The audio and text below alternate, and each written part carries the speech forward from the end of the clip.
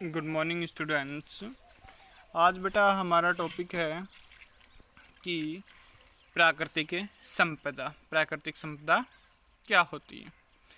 तो वायुमंडल पृथ्वी के औसत तापमान को दिन के समय और यहाँ तक कि पूरे वर्ष भर लगभग क्या करता है, नियत रखता है। अब नियत क्यों रखता है? वायुमंडल दिन में तापमान को अचानक बढ़ने से क्या करता है, रोकता है, और रात के समय ऊष्मा को भारी अंतरिक्ष में जाने की दर को क्या करता है, वो कम करता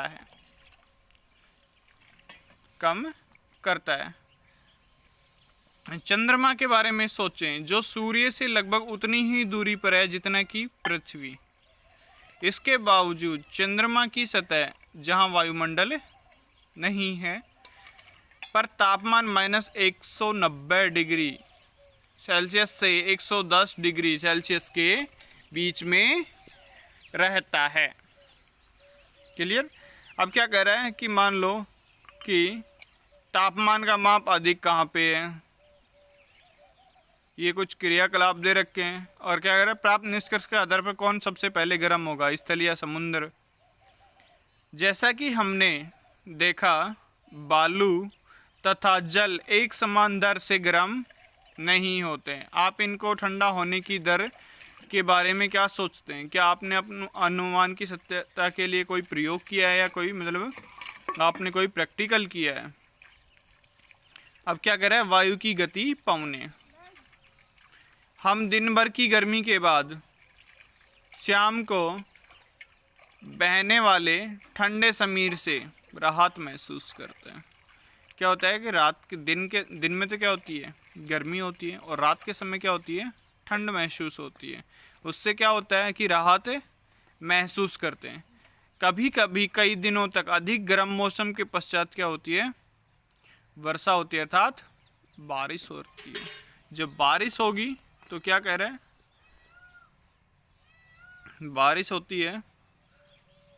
वायु की गति का क्या कारण है, और वो कौन से कारक हैं जो उन्हें कभी समीर, कभी तेज हवा या कभी तूफान के रूप में क्या करते हैं, गति प्रदान करते हैं। ये क्या है, हमारी प्राकृतिक संपदा होती है।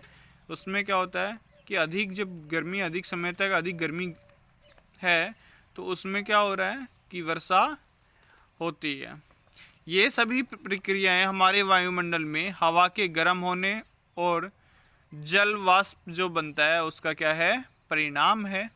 जल वाष्प का परिणाम है। जल वाष्प जीवित प्राणियों के क्रियाकलाप हो गए, हमारे कोई भी क्रिया करने वाले, रहना, उठना, बैठना, खाना, कोई भी काम करना, और जल के गर्म होने के कारण क्या होती हैं, ये बनती हैं। जब जल के गर्म होने के कारण बनती हैं। स्थलीय भाग या जलीय भाग से होने वाले विकिरण के परावर्तन तथा पुनर्विकिरण के कारण क्या होता है, वायुमंडल होता है, वो क्या होता है, गर्म होता है हमारा। गर्म होने पर वायु में संवेदनाएं उत्पन्न होती है, और ये क्या करती हैं कि प्रकृति को जानने के लिए इस पे क्रियाकलाप है। क्या कह रहा है कि मानो एक मोमबत्ती को चौड़े मुंह वाली बोतल में या बीकर में रख देते हैं, और उसको क्या करते हैं, जलाते हैं। एक अगरबत्ती को जलाएं और उसे बोतल के मुंह के हम समीप ले जाते हैं। जब समीप ले जाएंगे तो क्या होगा कि किनारे पर ले जाया जाता है, तो हम अवलोकन करेंगे कि धुआं किस ओर जाता है। जब अगरबत्ती को मोमबत्ती के थोड़ा ऊपर रखा जाता है तो धुआं किस ओर जाता है।